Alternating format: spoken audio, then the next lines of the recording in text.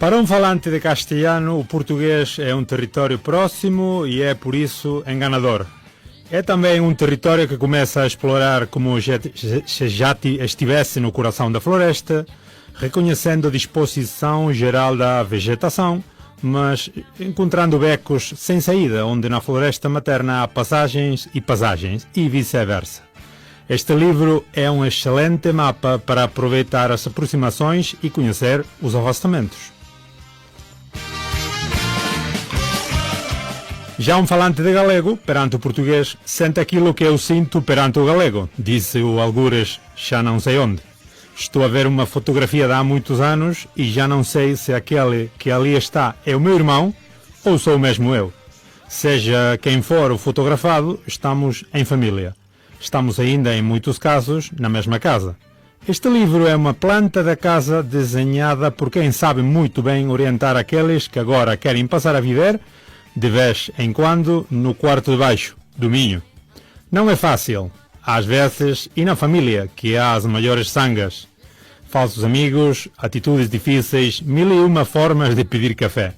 Já cá a sul, o difícil é mesmo convencer muitos portugueses para se calarem com portunhol. O segredo é dizer, com jeitinho, falem português. Sim. Insistam explicitamente para com os interlocutores para conversarem em português. Espantem-nos. Por algum motivo, os portugueses ficam surpreendidos quando encontram alguém que quer aprender a nossa língua. Digam-lhes que estão a aprender português e que a conversa se desate a partir daí.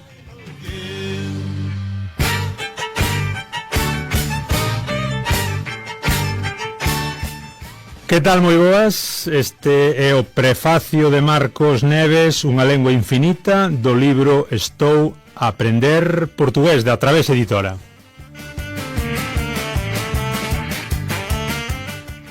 Eu son Germán Estévez, estades no Galiportus, nese voso podcast que une Galicia e Portugal voz a voz, e hoxe falamos co autor do libro, un vello coñecido e amigo, que xa participou na apertura do podcast alá polo mes de xuño, o Valentín Faxín, filólogo, profesor de portugués na Galiza, activista na GAL e moi bo escritor.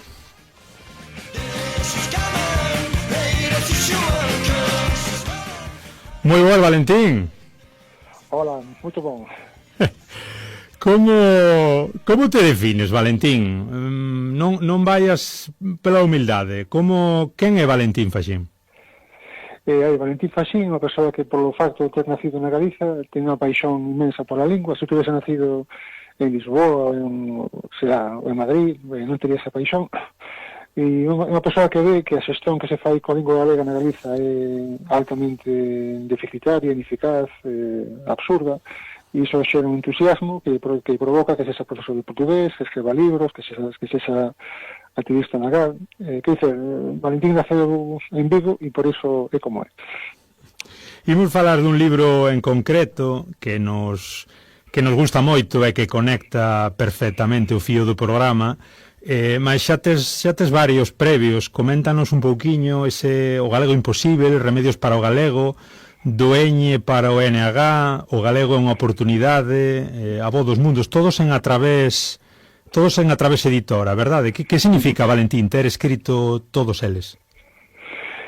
Vamos ver, cualquier persoa cando ve algo que pensa que non funciona ben, pues ten un impulso, ¿no?, de tentar mudar, ¿no? Entón, un libro é unha forma posible, ¿no? Entón, eu fago o galego imposible para mostrar que o galego actual, ¿no?, o que se coñece como galego, ¿no?, o que se aprende nas escolas, o que se usa na administración, non é mellor solución, que dice, non é mellor formato para mudar o estado de cousas, que dice, o galego é subsidiario do español e a norma oficial é subsidiaria do español, por tanto, por aí non temos demasiada saída. Entón, eu fago o galego imposible para mostrar que hai outra forma diferente de ver, e sobre todo de ver a lingua galega, que implica non desligala das outras variedades. Iso é suicida.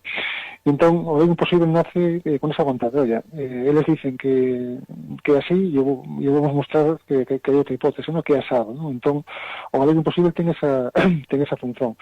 Non é para o NH ou os todo o portugués, a función é diferente. Mostrar ás persoas o grado o grado de mistura que temos co español, non? E mostrar, digamos, os pontos onde podemos detectar e onde podemos eliminar. Esa é máis de tipo didáctico lingüístico, non? Entón, o primeiro é máis de tipo ideas, non? E o segundo máis de tipo como escrevemos, como falamos, etc.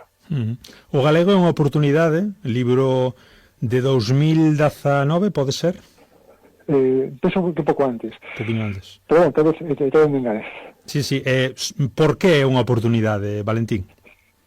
A ver, ese libro foi feito por min e polo Xosé Ramón Pichel, un amigo que é informático, entón xuntámonos un lingüista e un informático, que é unha persoa que ama as letras, non? E tal vez máis como máis utópico, non? E ele é unha persoa no mundo da empresa, non? Tamén con súas utopías, non? Mas con unha visión diferente. Entón a idea era mostrar, era un libro pensado para persoas, non tanto para persoas activistas, non? Senón para persoas que non acaban de ver a utilidade do galego, non? Hai moitas persoas na Galiza que pensan, o galego realmente, se fica aí e non incomoda, tudo ben.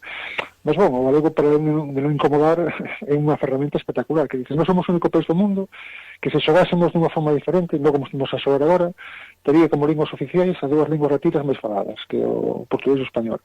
Mas non xogamos a iso, non? Entón o libro tenta mostrar iso. Se xogásemos a iso, que sucedería? Tú para un país como o Quebec. O Quebec, a lingua nacional é o francés e o inglés. Non está mal. O vamos a apañar, por exemplo, Holanda, non? Bélxica, non? A zona que falan neerlandés e falan francés. Non está mal. Que dice, o tema é xogamos para gañar ou xogamos para perder, non? Entón, realmente, ese libro tenta mostrar que é mellor xogar para gañar. Ahora, fai falta que as persoas teñan información. Entón, o libro tenta informar as persoas outra forma de ver as cousas, outro prisma.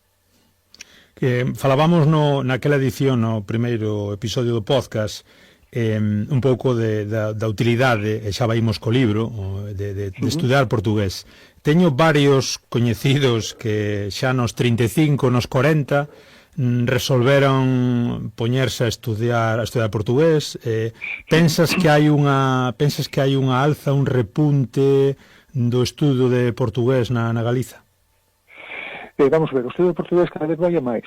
A grande questão é cando vai ser o momento, digamos, da erupción definitiva, non? Porque ir avanzando aos poucos non chega, no sentido de que a cada ano que pasa a situación do galego é pior, non? Que se qualquer persoa con mínimo de observación crítica, científica, fría, ve iso, non? Entón, vai lento. A grande pregunta é, por que na Extremadura, que ten 500.000 de habitantes, e onde o portugués existe en sí, só existe en pequenas zonas, non? En pequenas olivensas, non? En sitios super concretos, porque 2/3 das persoas que estudan portugués na España son da Extremadura, que ten 500.000 de habitantes, non? Esa questão.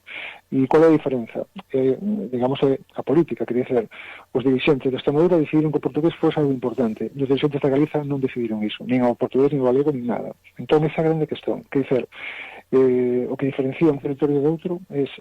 Entón, vamos avanzando, sin dúbida. O mesmo acaba de chegar dados, no ensino escolar, no? E cada vez vai a máis, no? Hai, parecen máis centros onde estuda portugués, mas mesmo así, na maioría dos centros onde estuda portugués, ni siquiera hai profesores de portugués titulares, no? Dicer, son profesores de galego que por amor a arte realmente, con moito entusiasmo, comeza a dar portugués.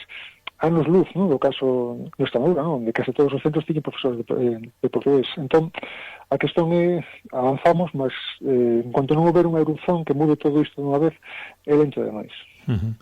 O libro en cuestión chamase Estou a estudar portugués. Para que tipo de alumnos vai dirixido e por que é útil, Valentín? É útil porque, repara, cando unha persoa estuda unha lingua, nós estudamos o portugués a partir do galego, e haberá persoas que falan a partir do español. Non mesmo Galiza, non? Que dizer, pode haber persoas en Vigo que co galego a súa relación sexa coase cero. Entón, que nos fai falta? Nos falta saber que aquilo que resta, non? Que dicer, tú imagina que apañemos unha regua, non? E colocamos, por exemplo, temos o punto 0 e o punto 20 nesa regua. Imagina, se unha persoa sabe, por exemplo, chinés, ¿no? A distancia entre o chinés e o portugués é inmensa, ¿no? Realmente esa persoa nesa regua estaría no punto 0. Unha persoa que estuda inglés xa está un poquinho máis perto, ¿no? O inglés ten moitas palabras latinas, ¿no? Unha persoa que estuda italiano ainda está máis perto.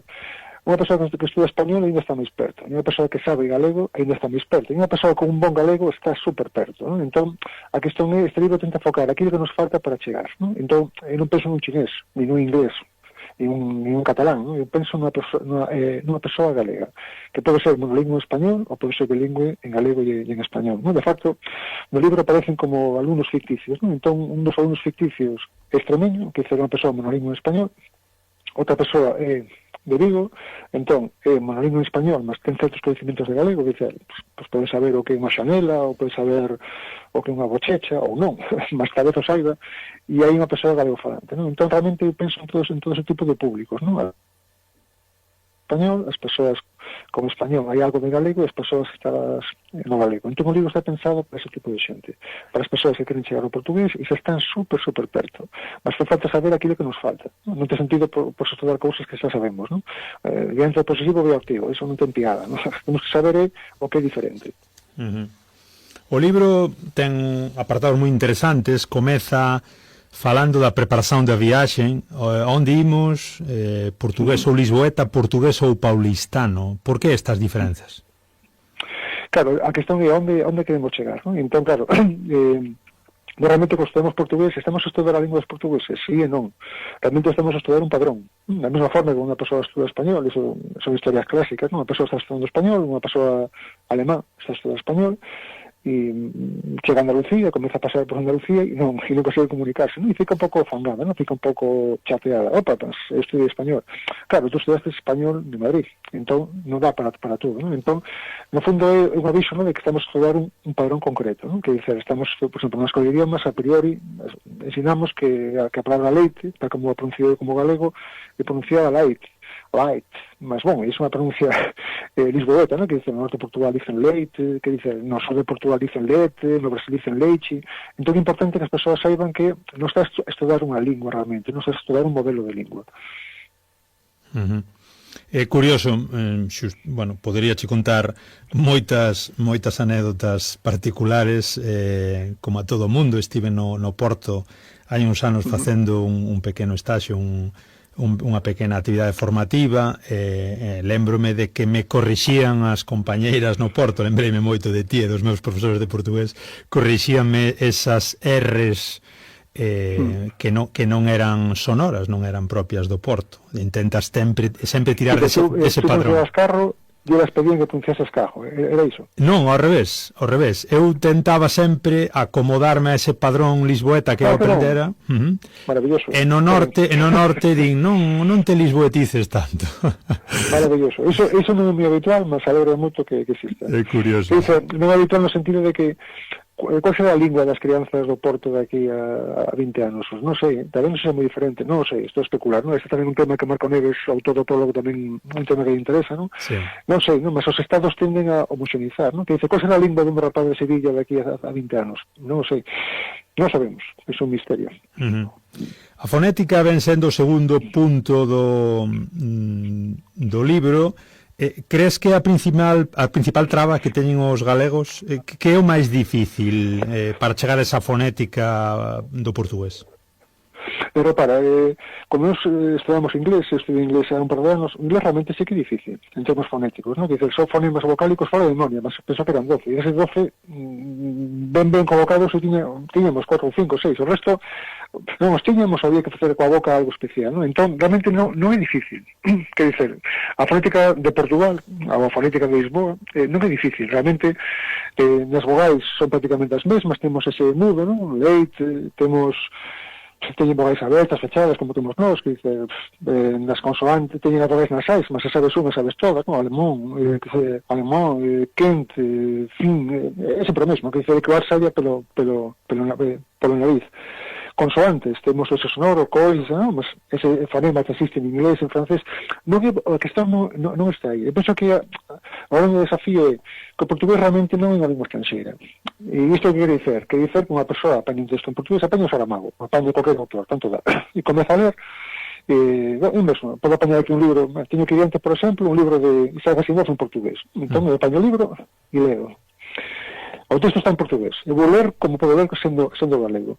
O conceito extraordinario e grandioso que está na base da obra de Asimov foi o que originalmente me atraiu para a ficción científica. Podo ler así? Ou tamén podo ler. O conceito extraordinario e grandioso que está na base da obra de Asimov foi o que originalmente me atraiu para a ficção científica. Podes ler de mil formas. Entón, qual é a questão?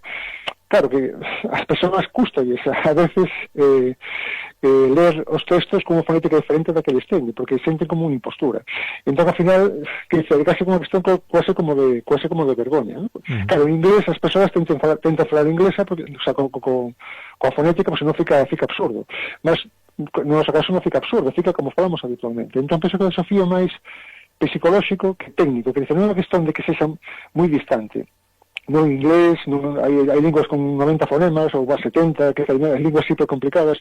O portugués de Portugal non é difícil nesse sentido. A dificultade é esquecer que temos que tentar falar con un sotaque diferente. Esa questão, colega, esa questão. Claro, que importante, ata que punto é importante o sotaque? Dicía outro compañeiro teu ben querido Corredoira, hai veganos, dicía, faza un teatro, é dicir, ata que punto ese sotaque, esa entonación fai que te diferences? Todo depende do contexto, non? Nós estamos nunha rúa, aproximámonos dunha persoa e comentamos, disculpe, quería chegar á rúa non? Se falamos así, a conversa vai ser en portugués. Achegámonos e mudamos o sotaque, non? Mudamos de rúa e facemos a mesma pregunta. Disculpe, onde fica a rúa, a rúa Río de Xaneiro? E aí poden suceder dúas cousas, non? A persoa que se mantén no portugués ou que a persoa comeza a falar en portuñol. Todos conhecemos ese tipo de esquemas, non? Entón, claro, todo depende do contexto, non? Que dice, estamos con un amigo portugués, estou con Marco Neves, e non que fala portugués, é porque é ridículo, non ten sentido, que dice, somos amigos, ele fala con su sotaque e eu co meu. Todo depende para que queramos o sotaque. Traballamos en Portugal nun call center, fai falta. Que dice, aí fai falta a fonética. Todo depende para que. Todo depende do contexto social, do contexto...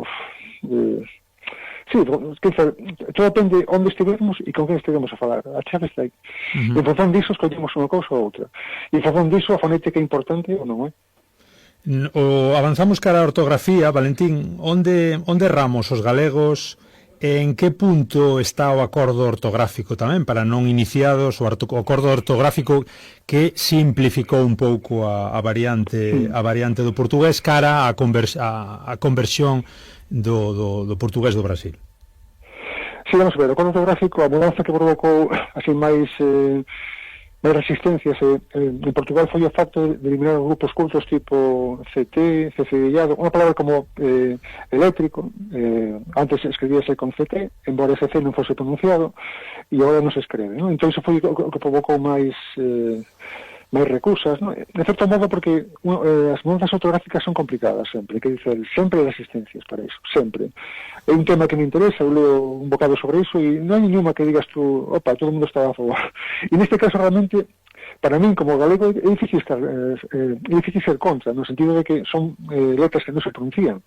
Por exemplo, no Brasil, isto falo no libro, é curioso, non? Mas no Brasil, no século pasado, tamén fixeron reformas, non? E ali, por exemplo, escribían a palabra sábado con dos Bs, non? Sábado, con dos Bs.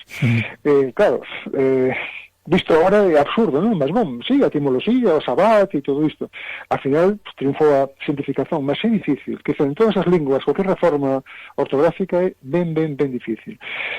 Mesmo do español, que ya vamos a falar un pouco das dificultades dos galegos. No século XVIII, no castellano, eliminaron o C cedillado. Naquela altura xa había moitas dúbidas, non? Entón o persoal estaba hesitándose. Entón, eliminaron o C cedillado e eliminaron o S duplo. Quais son as dificultades dos alumnos de portugués? En grande medida son esas, que dicen, a nosa ortografía en que fomos educados a española, aquí usa o galego oficial, infelizmente, a española, e entón a dificultade está aí, que dice, non sabemos como colocar un Z, un C cedillado, e non sabemos a priori onde colocar un S duplo. E entón a maioría dos erros son dese tipo. Depois temos o tema da acentuación.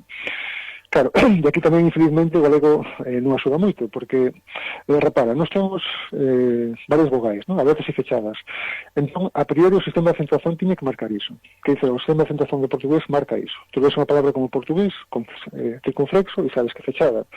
E lees unha palabra como médico e sabes que é aberto, ou fonética e sabes que é aberto. Entón, infelizmente o galego oficial non marca iso, e iso non axuda. Entón, ese tamén é outras áreas onde as persoas poden ter dúbidas.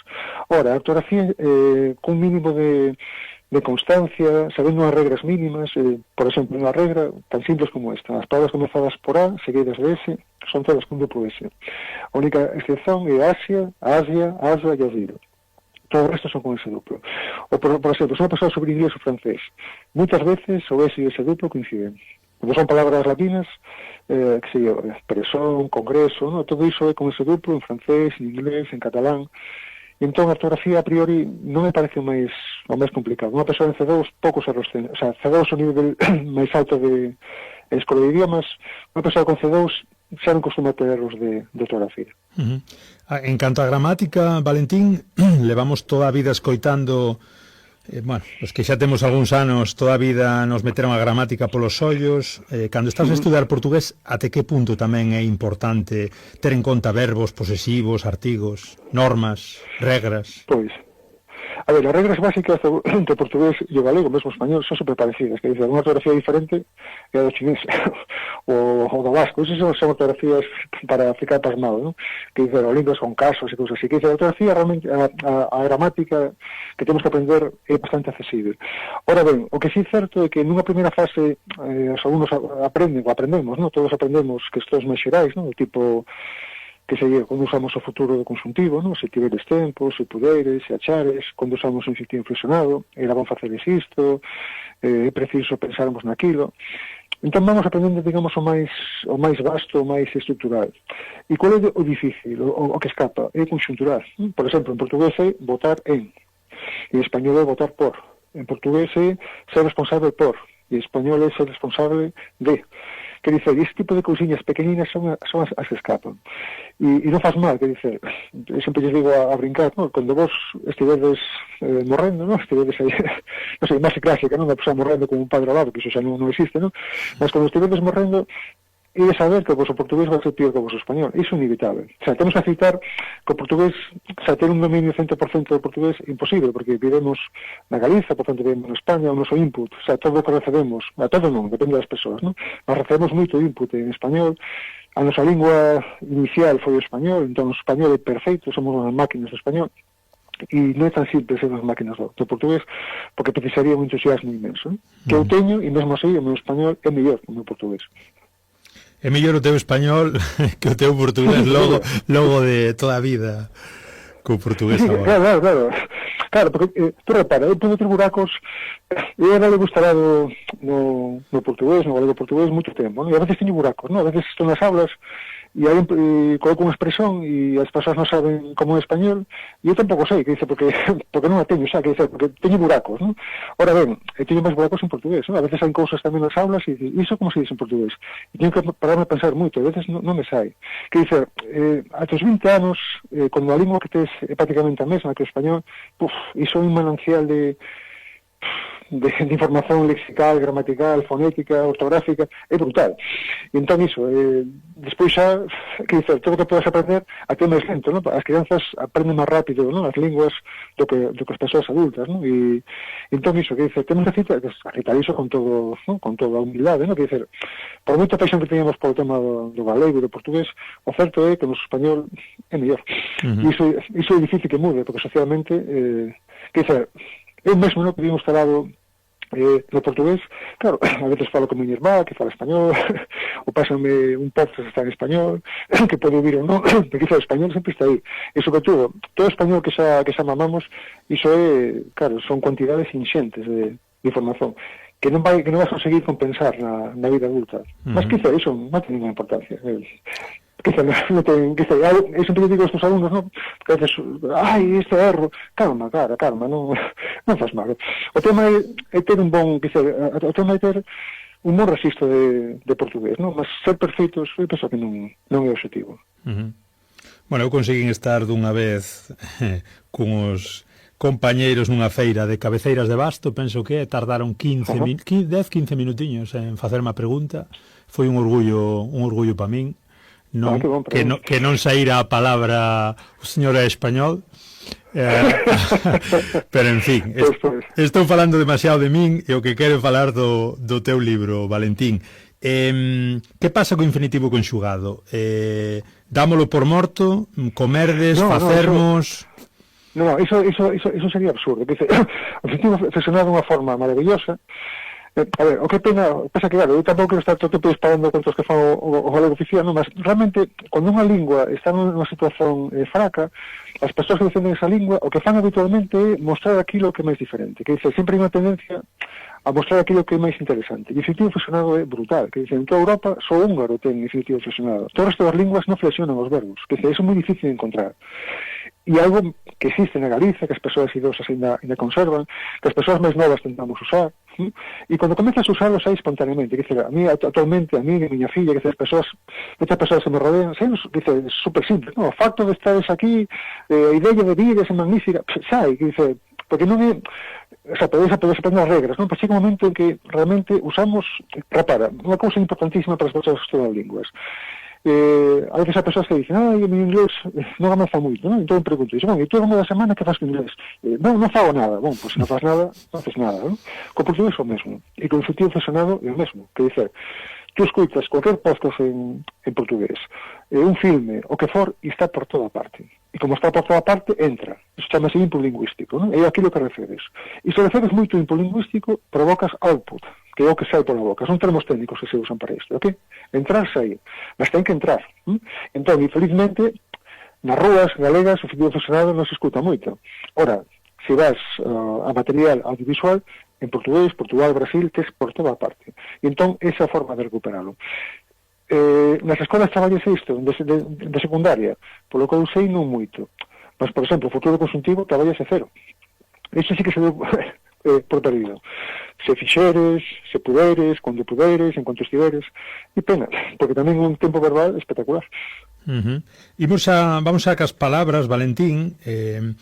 Comentas, falas no teu libro Boas Noticias, na páxina 218, e Mesozoico Galego, 224. Faime moita gracia e moi engrazado isto do Mesozoico Galego.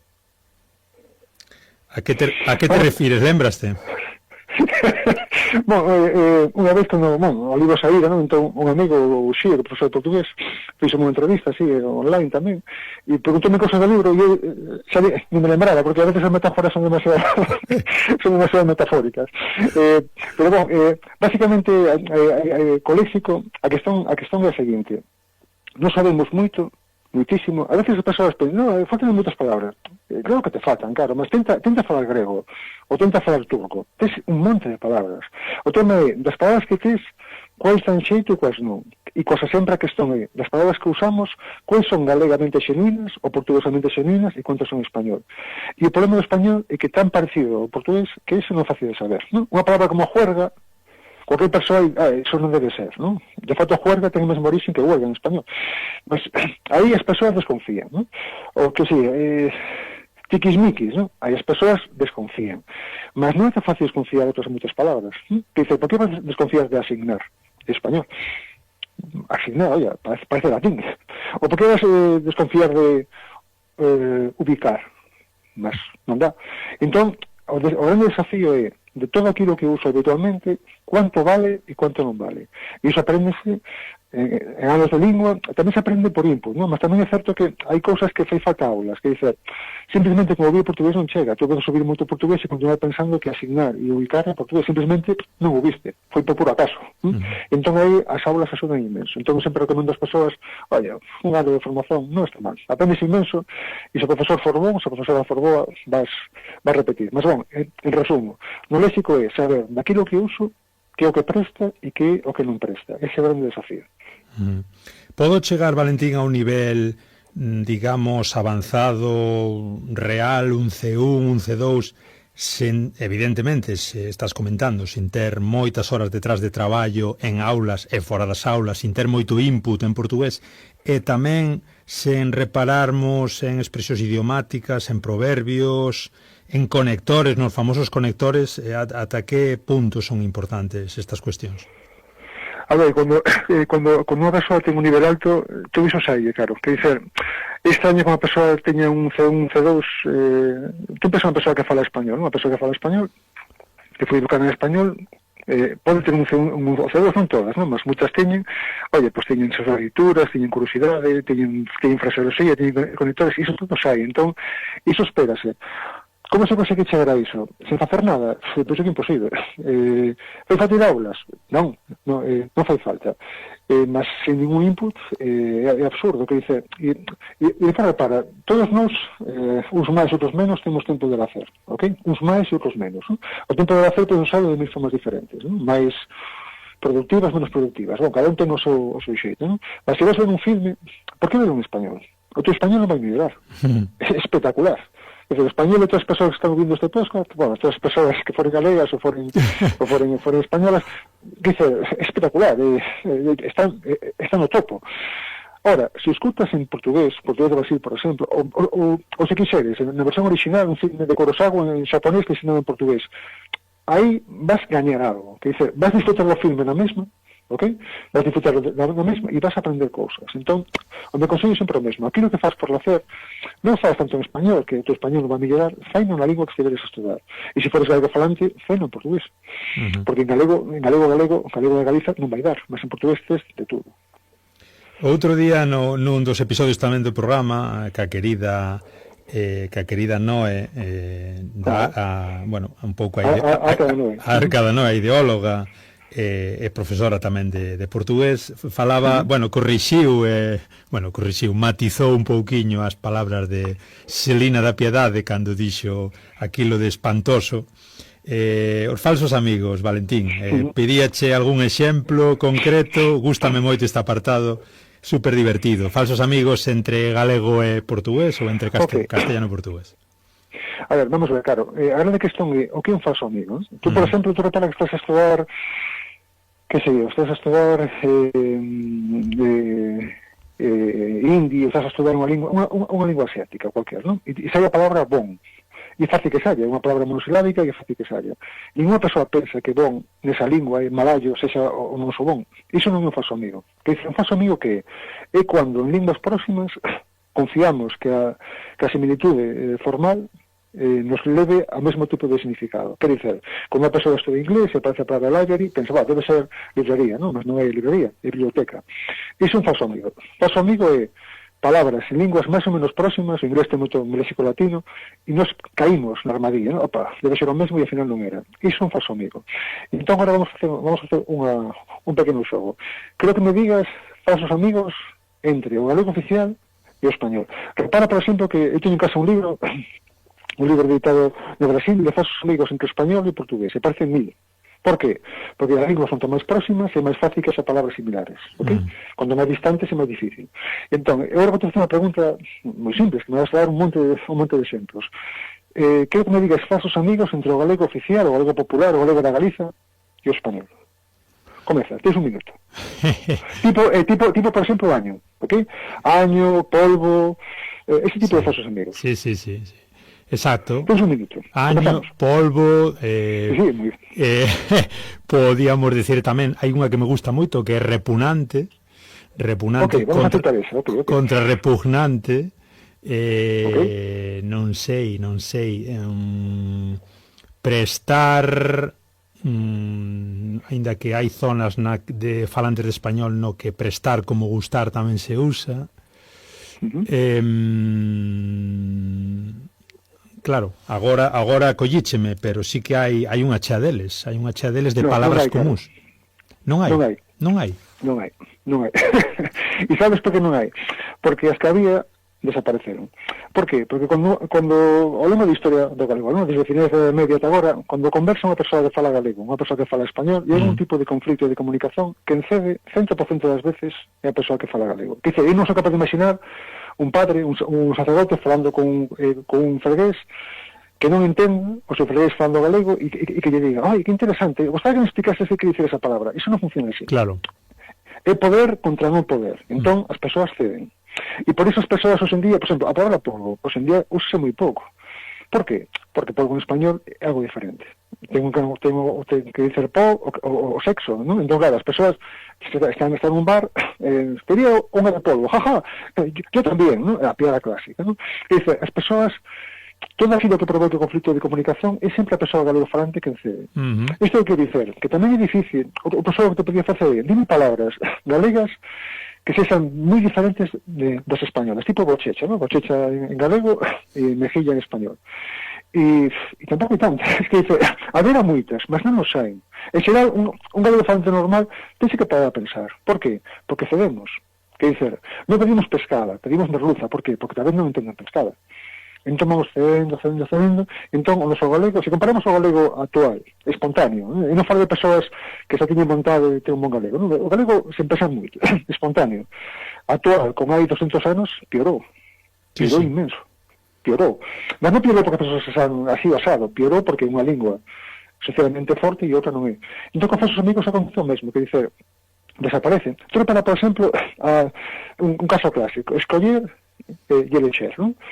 En español esa posición xa quase non existe. É quase elegir para todo, ok? Mas repara, en portugués, en inglés, en francés, e creo que en italiano, probablemente tamén, elexer úsase para unha cuestión electoral e escoller para todo o resto. Tu escolles zapatos, non elexes zapatos. Ora ben, na Galiza que está a suceder? Oye, hai 100 anos probablemente escoller sería a forma habitual. Hoxe en día está sendo elexir. Por qué? Porque en español só hai elexir. Pero, por exemplo, na campaña do Gadis, non? Gadis, porque sabes, elixir. Mas non escoller, que é a forma habitual. Que acontece en español? En español non existe escolla.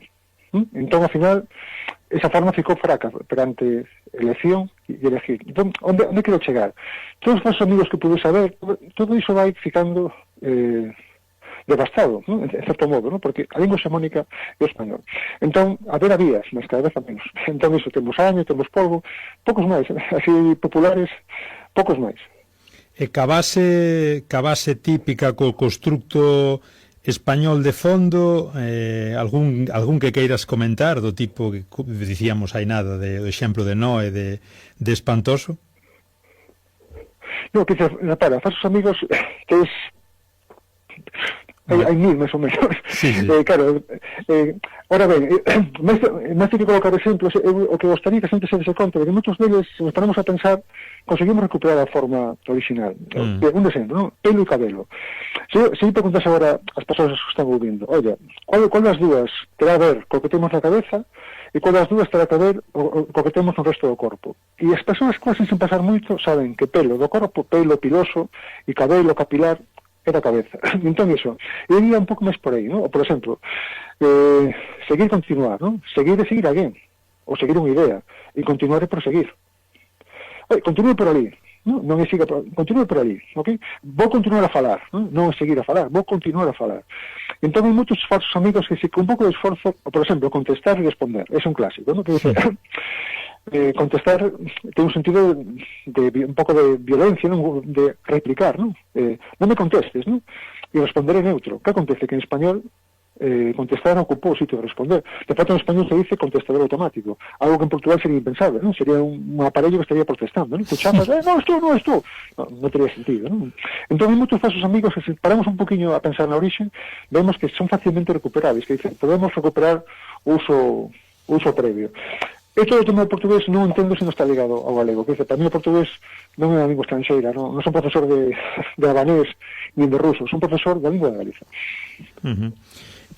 Sei que o teu tempo é limitado, Valentín, vamos ir vamos ir concluindo. Está sendo interesantísimo, como sempre, falar contigo.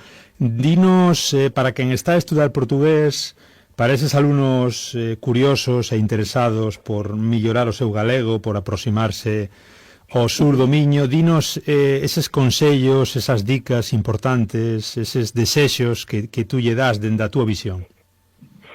Vamos ver, eu vou pensar nunha persoa que é galego-falante e que, felizmente, a maioría dos galego-falantes non ligan moito para iso, non? Se ligasen, quizá a sociedade era un pouco diferente, non? Mas non ligan moito, non? E tampouco hai ningún tipo de... Que dizer, somos como somos porque vivemos onde vivemos, non? Mas eu vou pensar naquelas persoas que son galego-falantes que lle dan certa importancia ao facto de falar en galego. Entón, vale todo? Eu creo que non. Queres realmente, que se practica algo importante, tens que pensar no seguinte. A sociedade galega é capaz de crear unha serie de produtos en galego bastante pequena, non? Somos 3 millóns, bueno, nin chegamos, 3 millóns de persoas, unha parte significativa da sociedade galega ni sequer fala galego, entón, cando os galegofalantes seremos, vamos colocar metade, ok? Entón, somos unha comunidade pequena, somos capaces de producir aquilo que propio nunha comunidade pequena, non? Falo de filmes, non? Están sendo ahora filmes espectaculares, non? Filmes, música, narrativa, ensaios, o que for. Mas todo iso xunto é unha parte mínima do que as persoas precisamos para viver en galego, mínima.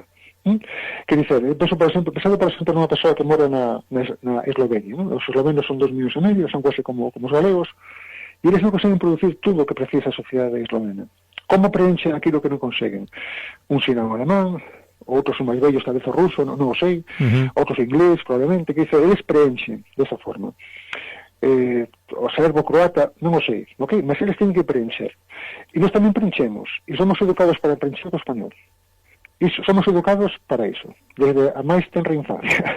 Que dicer, inmensa maioría dos países galegofalantes, os deseños animados que colocan os seus fillos, se tienen que apañar un telemóvel ou un computador, son en español. É algo que está metido no noso cerebro, que dicer, somos educados para iso. Por defecto, non? Sí, por defecto, sí, que é algo mecánico. Ok? Espirras e tapas o nariz, é o mesmo, que é algo mecánico, ok? Ora, mira, outro falso amigo, perdoa, Valentín, non? Espirrar contra o esbirro, que non ten nada que ver, Fala. Entón, esa non é a única forma de viver a lingua galega. Que dices, tú non tens por que preencher co español, que é a mesma lingua que está a sustituir a nosa. É a mesma. Non tens que preencher co español. De facto, iso suicida, que dizer, o teu galego debe estar máis españolizado. Eu coloco un exemplo que coloco sempre, a miña propia compañera, sempre a cito, a miña filla ten 11 anos, e era todo o que ve en audiovisual portugués do Brasil ou portugués de Portugal, mas sobre todo portugués do Brasil. Todo o que lee en texto é portugués de Portugal, ok? Entón, a veces estamos xuntos vendo un filme, estamos vendo, que sei eu, Mary Poppins, por exemplo, non? Entón, están falando, e a miña compañera a veces pregunta, que dixo? Vos entendedes, e nós entendemos. Por qué? Porque somos mellores que a miña compañera en linguas, en absoluto. Eu non son bon niso. E a miña filla, somos normais. Que acontece? Input. Nos preenchemos o que nos falta co portugués. Entón, estamos hiperhabituados a ouvir iso, que pescamos prácticamente tudo. Entón, onde quero chegar?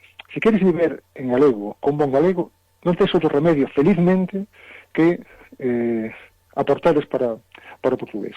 É o camiño perfeito. E digo felizmente porque moitas linguas non teñen iso. Que dizer, unha persoa que fale bretón non ten onde enganchar. Unha persoa que fale vasco non ten onde enganchar. Tiene que preencher necesariamente co español ou co inglés. Mas nós temos variedades na nosa propia lingua. Iso é espectacular. E além diso, é divertido. Que dizer, sempre tens que aprender cousas. Dizer, eu a noite leo na cama cando podo ler. Teño dado sempre un dicionario, porque, hostia, que interesante, que dizer, é fascinante. Se lees en español, non te piada, sabes tú. Mas cando lees en portugués, descobres cousas, ligas palabras, e é fascinante, é unha aventura. Vai haber segunda parte do libro, Valentín? Non sei, claro. É un finito. Eso sí que a veces parece que non, pero é un finito. Mas, bon, eu ahora mesmo estou traballando con Josef, profesor de portugués en Lugo. Estamos facendo algo parecido a Doña para o Nagá, mas un pensado para un nivel máis básico e outro para un nivel máis intermedio. Que queremos crear un par de libros, non? Onde apareza ben claro, non? Aquilo que temos realmente que conseguir abordar no inicio da aprendizaxe e na parte intermedia, non? Entón, agora estou a traballar niso, estou a estar moito, iso, que dizer, pessoal, o portugués para persoas galegas é unha aventura, é un terreno fascinante, non? Porque, dizer, unha aventura entre aspas, non? Porque unha aventura é Livingstone, non? Metes aí na África, non? E non sabes se vivo ou non, de feito pensaba que morreran, despois non morrera, e moitos morreron, non? Mas non vamos morrer, vamos descubrir un monte de aspectos interesantes, xeografías, faunas, floras, que dizer, ser galego é espectacular. Estás presentando o libro, Valentín, de alguma maneira, é do ano pasado, non? Sí, do ano pasado. Tiveches algún acto ou simplemente algunha charla? Sí, eu sempre fago. Eu gosto moito de, que teño estado en varias escolas, estive en Ponferrada, gosto de Madrid, no Mes de Xaneiro, eu gosto de falar coa xente, gosto de mostrarlles o percurso, parece super divertido, non? E gosto de saber como fan eles o percurso, non? Porque cada persoa ten estilos diferentes, ten dificultades diferentes, que é super divertido falar con persoas que estudan portugués. Son ouvinte do Galiportus, como fago para comprar o libro, Valentín? No, o libro está en cualquier librería, que é super simple. En cualquier librería galega ou portuguesa podes encontrar o libro. É simplicísimo. Moi ben, pois estou a estudar portugués, quedadevos ca referencia, seguro que vos vai encantar. É un auténtico librazo. Valentín, non sei se tes algo máis. É un placer, como sempre, falar contigo. Igualmente. Agradecemosche moitísimo o teu tempo, que sabemos que és polifacético e tes moitísimos proxectos. Quedas... Moito obrigado por... Sí. Fala. No, digo que estás convidado a Allariz cando quixeres, o gallá poidamos vernos canto antes. Ok, o mesmo desexo. Un abrazo persoal, iso, nadado no portugués. Un mar ao mesmo tempo cariñoso e desafiante. E unha aventura. Un aperto, un abrazo moi grande, Valentín. Un abrazo meu. Placer, hasta logo. Chao.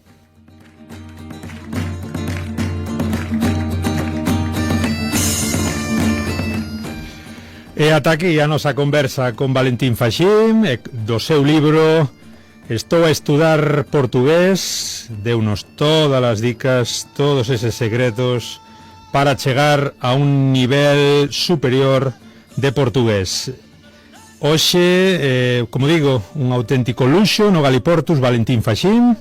Imos ir xa despedindo. Recordade que estamos en iVox, en Podgalego, Spotify, Twitter, tamén en Facebook. Temos lista de difusión en WhatsApp.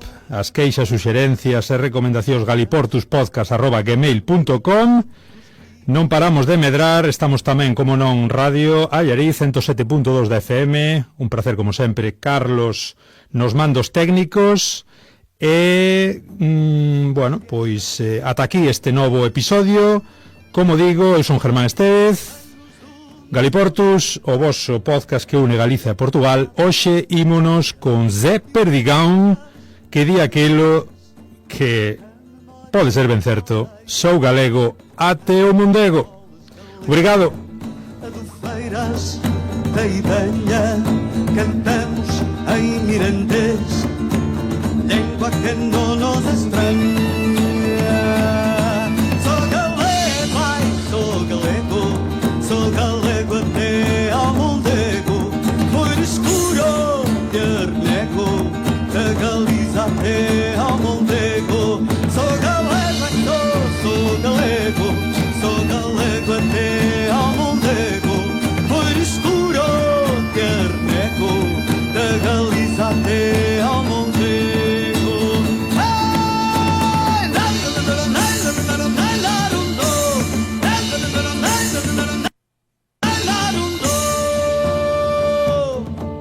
Vindimamos o suor por tradição e castigo. São irmãs no seu destino, Rias de Aveiro e de Vigo. E há tanto calor humano ao redor de uma fogueira, à lareira, vinho tinto, requeijão e proa caseira. E a guitarra de Coimbra, gaita de foles galega, são os sons da nossa alma, aos quais o povo se apega. Caminhos de Santiago, trilhos, veredas, clareiras, cantamos ao desafio